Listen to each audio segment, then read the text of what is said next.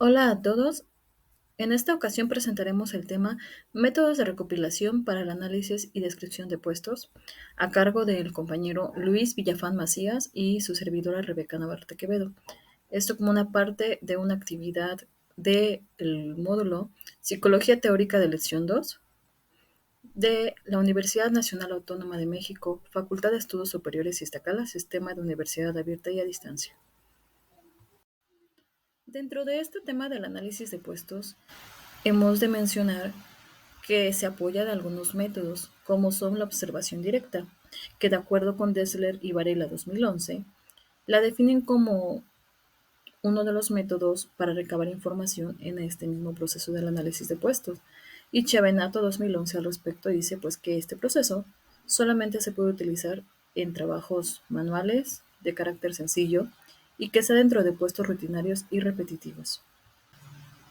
Como bien lo señala, este método requiere de observación directa en los ocupantes, y para ello menciona ciertas características el mismo Chiavenato 2011, entre las cuales destaca que esta observación directa obtiene datos sobre un puesto mediante la observación visual de las actividades del ocupante y se hace mediante el especialista indicado. También, para que esta participación del ocupante sea pasiva, pues requiere que el analista tenga una obtención activa de los datos. Dentro de la observación directa también podremos encontrar beneficios y aplicaciones, de lo cual surge la interrogante: ¿en qué situaciones es útil? Pues como el mismo Chevanotto 2011 lo señala, algunas de sus utilidades son cuando se requiere obtener información veraz, ajena a intereses,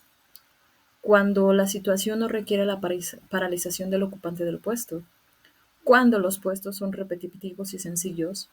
y cuando hay una correspondencia entre los datos obtenidos y la fórmula básica del análisis de puesto, cuando se hacen todas aquellas cuestiones en la cual se pregunta qué hace, cómo lo hace, por qué lo hace. ¿En qué situaciones no es útil?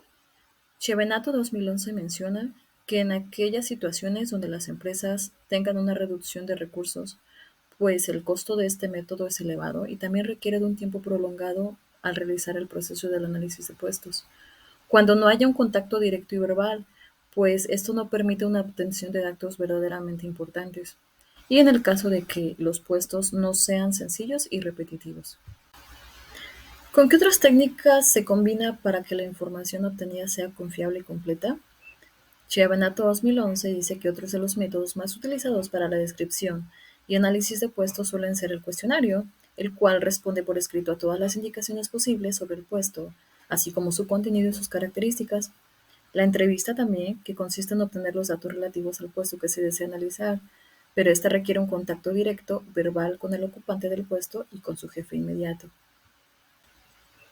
También están los métodos mixtos, que el mismo Chiavenato comenta que son combinaciones eclécticas de dos o más métodos de análisis, y entre los más utilizados se encuentran el cuestionario y entrevista, ambos con el ocupante del puesto. Este último llena el cuestionario y después es sometido a una entrevista rápida con el cuestionario como referencia.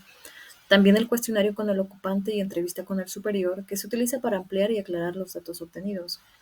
El cuestionario y la entrevista, que ambos son con el superior. Observación directa con el ocupante y entrevista con el superior. Cuestionario y observación directa, ambos se realizan con el ocupante.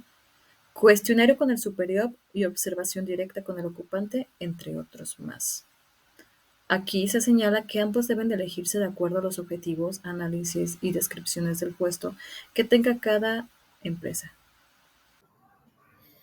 Bueno, en lo que respecta a la descripción de la aplicación de la técnica de análisis y descripción de los puestos, tenemos un proyecto que se emprendió al final de una maestría con orientación en psicología laboral y organizacional, en el que se presenta un anteproyecto, la solicitud de autorización por parte de la empresa en donde se aplica, el diseño de los instrumentos que se van a desarrollar, la aplicación de la metodología, que comienza con la técnica de observación directa y luego con cuestionarios y entrevistas, y el tratamiento de los datos recabados para el desarrollo de esta descripción, que se presenta a partir de fichas descriptivas. En el inicio de este proceso se comienza con la observación directa, como ya lo había comentado, en el que se realiza enfocado a todos los puestos operativos,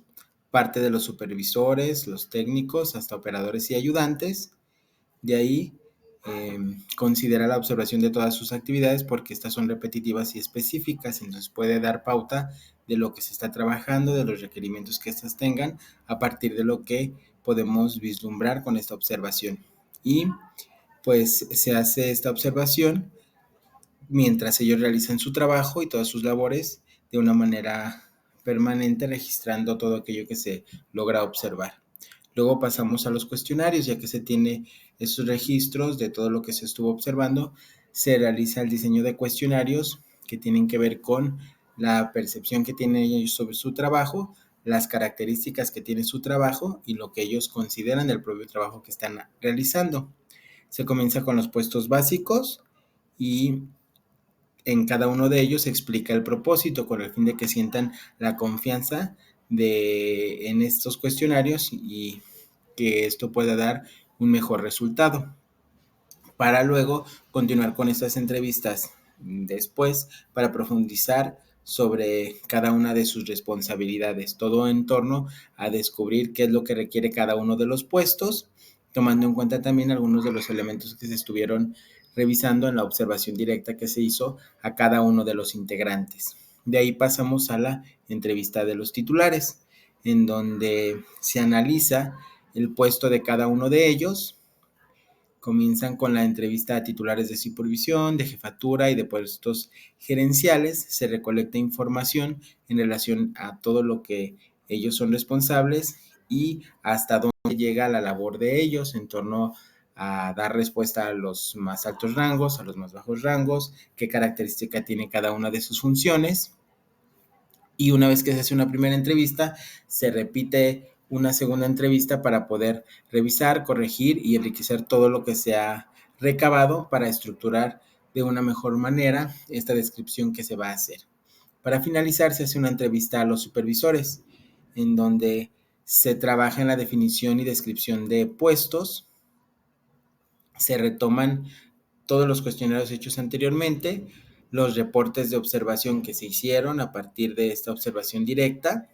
y se desarrolla una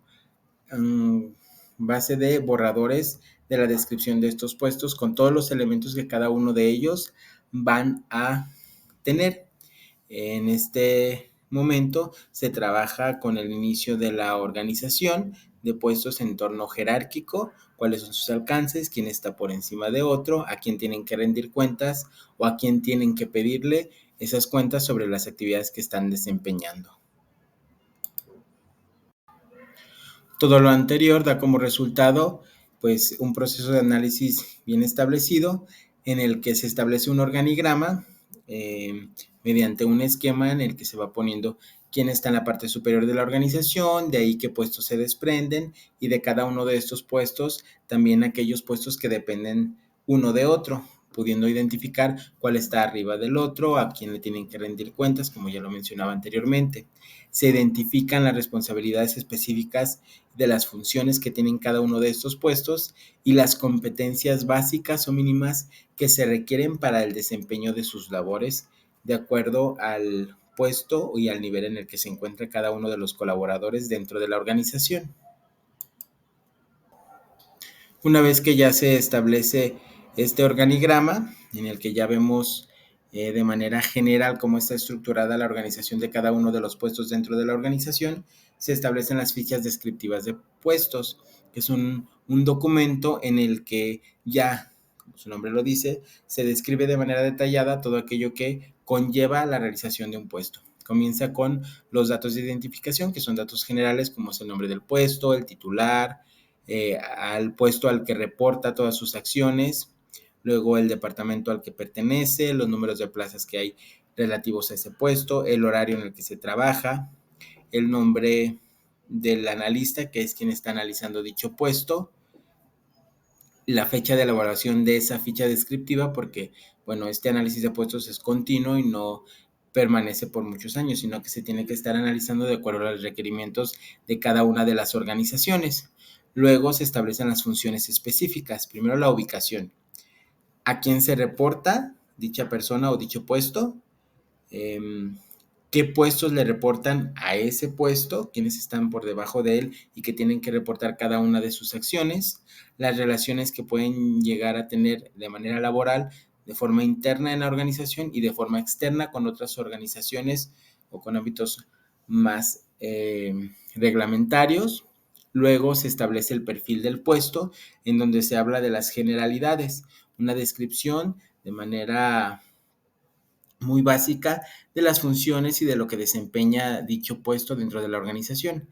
Ahí en el puesto se establece también el nombre del puesto, el sexo de la persona que trabaja dentro del puesto, la edad o el rango de edades que pueden trabajar dentro del puesto, el estado civil, la escolaridad, que es el nivel mínimo de escolaridad que se requiere para el puesto, o en el caso de una organización que se está analizando, pues el grado específico que tiene la persona que desempeña dicho puesto. Asimismo, el idioma que se requiere para el desempeño de sus acciones, hablando de la parte escrita, de la parte hablada y de la posibilidad de traducción.